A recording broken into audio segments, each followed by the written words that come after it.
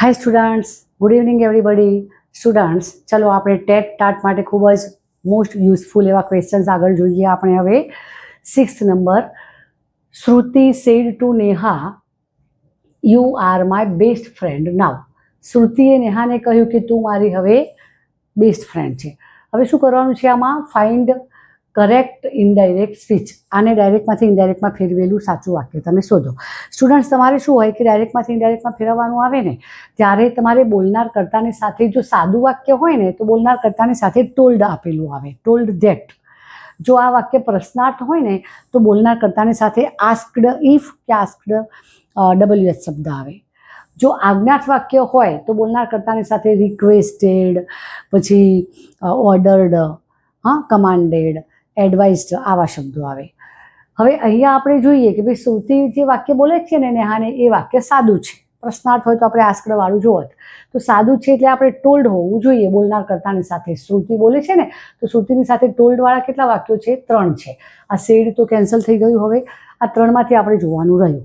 પછી બીજો એક નિયમ યાદ રાખો કે જે પણ વર્તમાન કાળમાં હોય ને એ વર્તમાન કાળને ભૂતકાળમાં ફેરવી દેવાનો, અને ભૂતકાળ હોય એને પૂર્ણ ભૂતકાળમાં. મતલબ કેવું કે આપણે કહીએ રાઇટ, રાઇટ એટલે લખવું થાય ને, તો રાઇટનું રોટ કરી દેવાનું, બરાબર. પણ જો રોટ આપ્યું હોય તો હેડ રિટર્ન લખવું પડે. રોટ એ ભૂતકાળ છે, એનું પૂર્ણ ભૂતકાળ કરો, હેડ રિટર્ન. માનો કે બીજું એક્ઝામ્પલ લઈએ, ફિનિશ્ડ.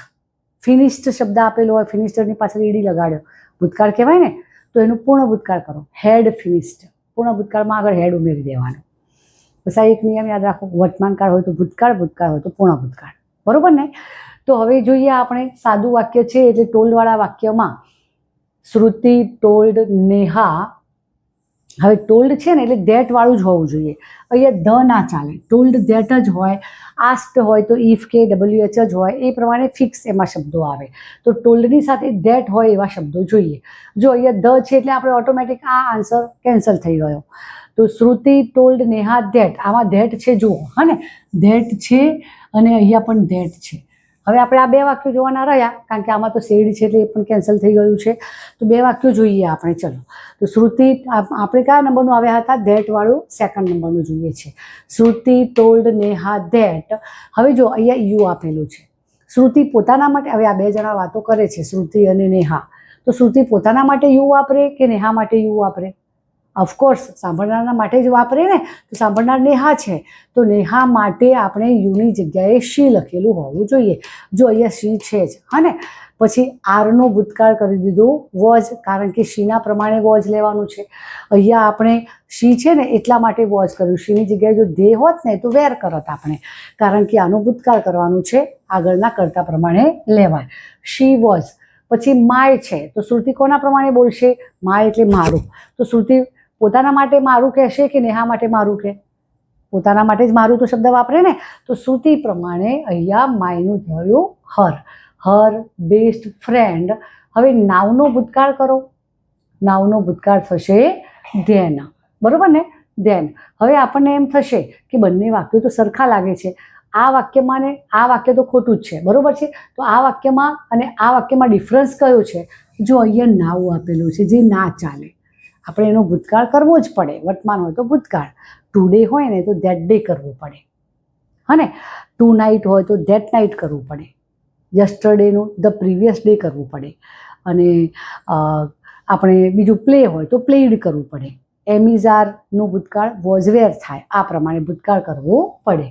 તો આપણે નાવ આપ્યો હતો એટલે આ કેન્સલ થઈ ગયો. આમાં ધેન આપેલું છે, નાવનું ભૂતકાળ ધેન, એટલે આપણે આન્સર સાચો આવશે સી.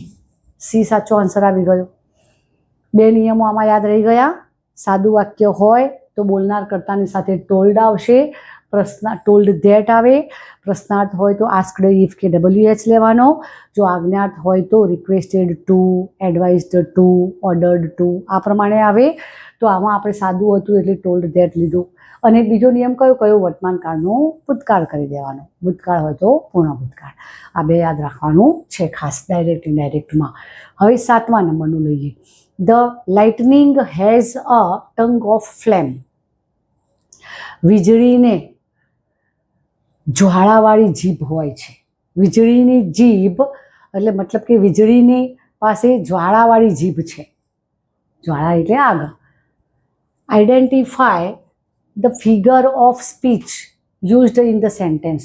વાક્યમાં આ ફિગર ઓફ સ્પીચનો મતલબ શું થશે સ્ટુડન્ટ્સ? અલંકાર. હા, અલંકાર. અને આ લાઇટનિંગનો મતલબ થશે વીજળી. હા, તો આમાંથી તમારે અલંકાર શોધવાનો છે. કયો અલંકાર આપેલો છે? એમ કે વીજળીની પાસે જ્વાળાવાળી જીભ છે. તો જો આયરની એટલે વક્તૃત્વ, ટોન્ટમાં બોલતા હોય. વક્તૃત્વ હોય ને એને આયરની કહેવાય. ટોન્ટમાં બોલતા હોય તો એને આયરની કહેવાય. પર્સનિફિકેશનનો મતલબ શું થાય? સજીવારોપણ. નિર્જીવ વસ્તુ હોય અને એને માણસનો ગુણ લાગુ પાડી દીધો હોય તો એને સજીવારોપણ કહેવાય. જો અહીંયા વીજળી છે ને નિર્જીવ વસ્તુ કહેવાય અને એને કેવી કહી? જ્વાળાની જીભ કહી. આપણે કહીએ ને આની જીભ કેવી છે? ઝેરીલી જીભ છે. બસ એના જેવું આ થયું. વીજળી બધાને બાળી નાખે. તો અહીંયા માણસનો ગુણ વીજળીમાં લાગુ પડ્યો છે એટલે આનો આન્સર આવશે પર્સિફિકેશન. આગળ જોઈએ, મેટાફર છે. મેટાફરનો મતલબ થાય રૂપક. મેટાફર એટલે રૂપક. અને સિમિલીનો મતલબ થાય ઉપમા અલંકાર. સિમિલીમાં કેવું હોય? લાઇક અને એજ જેવા શબ્દો અંદર આપેલા આવે, ઉપમા અલંકાર. હા, અને આ મેટાફરમાં ના આપેલા હોય. ફોર એક્ઝામ્પલમાં બંનેનું આપણે કહીએ, સિમિલીમાં કહીએ તો દમયંતીનું મુખ ચંદ્ર જેવું છે. જેવું માટે લાઇક કહીએ ને, દમયંતીનું મુખ ચંદ્ર જેવું છે તો સિમિલી, ઉપમા અલંકાર. પણ આપણે એમ કહીએ ને મેટાફર, રૂપક અલંકાર. દમયંતીનું મુખ ચંદ્ર, સીધું મુખચંદ્ર જ બોલ્યા આપણે, મતલબ કે મુખચંદ્ર એ રૂપક અલંકાર થઈ ગયો. ઓકે, તો અહીંયા આન્સર આવી ગયો. લાઇટનિંગ, વીજળી એ નિર્જીવ વસ્તુ છે, એનું સજીવારોપણ કરવામાં આવ્યું છે. મતલબ સજીવ વ્યક્તિનો ગુણ એની સાથે જોડવામાં આવેલો છે એટલે એને કહ્યું પર્સનિફિકેશન. હવે 8મા નંબરનું ઇન્ટેલિજન્ટ બ્લેન્ક હી ઇઝ. તે ભલે બુદ્ધિશાળી છે છતાં પણ he could not pass that exam. છતાં પણ એ પરીક્ષાએ પાસ નહોતો કરી શક્યો. હવે જો આ ચારેનો મતલબ એક જ થાય છે. ધો, હાઉએવર, એઝ અને આ ડી જે છે ડી એ પણ યટ એટલે પણ છતાં પણ જ થશે. ચારેનો અર્થ છતાં પણ થાય છે. પણ ડિફરન્સ કેટલો છે સ્ટુડન્ટ્સ? ધો છે ને પહેલું લઈએ આપણે કે ધો હી ઇઝ ઇન્ટેલિજન્ટ. પાછળનું વાક્ય એનું એ જ રહે. હા, પછી બીજું વાક્ય લઈએ ને તો હવે જો હાઉએવર લેવું છે તો હાઉએવરમાં પહેલું હાઉએવર આવે. હાઉએવર પછી આ જે હી ઇઝ ઇન્ટેલિજન્ટ છે ને એમાંથી આ વિશેષણ પહેલું લેવાશે. However intelligent he is. હા, અને પાછળનું વાક્ય એમના એમ જ. એજનું લેવું હોય તો એજ બીજા નંબરે આવશે. મતલબ કે તમારે વિશેષણ પહેલું લેવાનું. Intelligent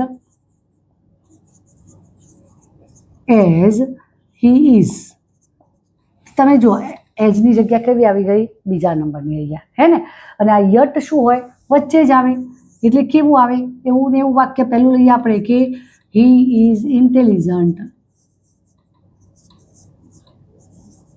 yet he could not dash કરીને. બરોબર? તો આ યટ આવી ગયું વચ્ચે. જો ચારેયનો ઉપયોગ અલગ અલગ છે.